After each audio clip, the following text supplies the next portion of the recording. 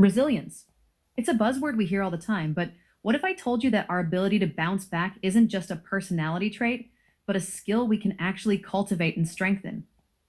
Today, we're diving into a book that challenges everything we thought we knew about overcoming adversity. Oh, that's fascinating.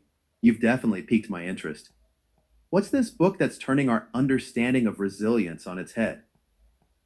Well, it's called From Ashes to Dominion Rising Above Adversity and Claiming Your Sovereignty by Dr. Jonathan Chuma. And let me tell you, it's not your typical self help book. It takes a deep dive into the science of resilience and offers practical strategies for not just surviving life's challenges, but actually thriving in the face of them. Hmm, that sounds like it could be really powerful. So, what makes this book stand out from all the other resilience literature out there? Great question. What really struck me is how Dr. Chuma combines cutting edge neuroscience with ancient wisdom traditions. For instance, he talks about neuroplasticity, the brain's ability to form new neural connections throughout life, and how we can actually rewire our brains to be more resilient. But he also draws on concepts like the Buddhist idea of impermanence to help us navigate change and loss. Wow, that's a unique approach. So, it's not just about positive thinking, but actually changing our brain structure? Exactly. And here's where it gets really interesting. Dr. Chuma cites a study from the Journal of Personality and Social Psychology that found that people who view stress as a challenge rather than a threat not only perform better under pressure, but also show healthier cardiovascular responses. It's all about perspective. That's incredible. It reminds me of something I read about post traumatic growth. The idea that some people actually become stronger and more resilient after experiencing trauma. Is that something the book touches on? Absolutely. In fact, there's an entire chapter dedicated to what Dr. Chuma calls From Ashes to Bloom. He references research by psychologists Richard Tedeschi and Lawrence Calhoun, who found that 60 to 80% of trauma survivors report some form of positive change or growth as a result of their experiences. It's not about minimizing the pain, but about recognizing our capacity for growth and transformation. That's really encouraging. So what kind of practical strategies does the book offer for cultivating this kind of resilience? Well, one of the key techniques Dr. Chuma emphasizes is mindfulness meditation. He cites a study from the journal Psychiatry Research that found that just 8 weeks of mindfulness practice can actually increase gray matter density in brain regions associated with learning, memory, emotion regulation, and perspective taking. It's like a gym workout for your brain's resilience muscles. Oh, that's fascinating. I've heard a lot about mindfulness, but I had no idea it could have such a profound impact on our brain structure. Are there any other practical tools the book recommends? Absolutely. Another powerful technique Dr. Chuma discusses is gratitude practice. He references a study from the Journal of Personality and Social Psychology that found that people who kept a daily gratitude journal for just 2 weeks reported significantly higher levels of optimism and life satisfaction. It's a simple practice, but it can have a profound impact on our overall resilience and well being. That's really interesting. It's making me think about how we often focus on big, dramatic changes when we're trying to improve our lives. But it sounds like these small daily practices can be just as powerful. And Exactly. And that's one of the key messages of the book.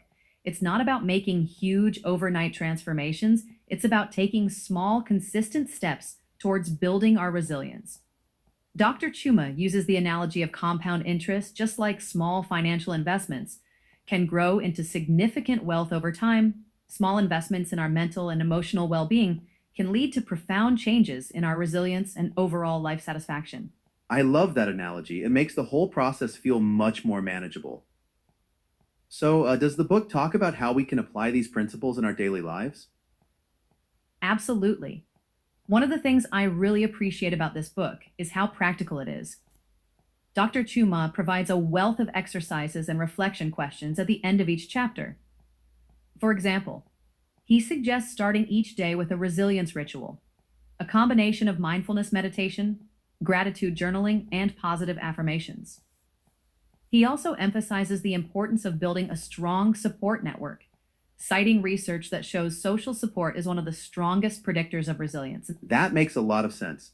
I think sometimes when we're going through tough times, we tend to isolate ourselves. but it sounds like that's exactly when we need to reach out to others. You're absolutely right. And that leads us to another key point in the book, the importance of vulnerability. Dr. Chuma challenges the idea that resilience means never showing weakness. Instead, he argues that true resilience comes from being able to acknowledge our struggles and ask for help when we need it.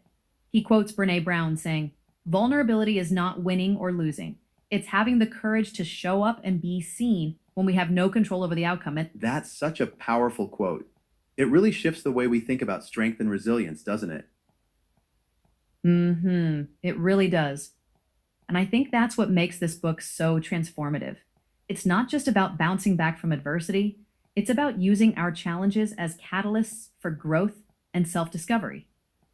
Dr. Chuma talks about the concept of post traumatic growth, the idea that we can actually become stronger and more resilient as a result of our struggles.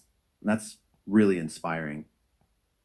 You know, as we're talking about this, I can't help but think about some of the challenges I've faced in my own life. There have definitely been times when I felt like I was in those proverbial ashes. But looking back, I can see how those experiences shaped me and made me stronger. Exactly. And that's the power of reframing our narratives. Dr. Chuma talks about the importance of storytelling and building resilience. He suggests that by reframing our challenges as opportunities for growth, we can actually change the way we experience adversity. It's not about denying the pain or difficulty of our experiences, but about recognizing our own strength and capacity for growth. Well, that's exactly what we're talking about. It's like we're not just passive recipients of what happens to us, but active participants in shaping our own stories. Absolutely. And that leads us to one of the most powerful concepts in the book, the idea of sovereignty. Dr. Chuma defines sovereignty as the ability to respond to life's challenges with wisdom, compassion, and personal power. It's about recognizing that while we can't always control what happens to us, we always have a choice in how we respond. That's really empowering.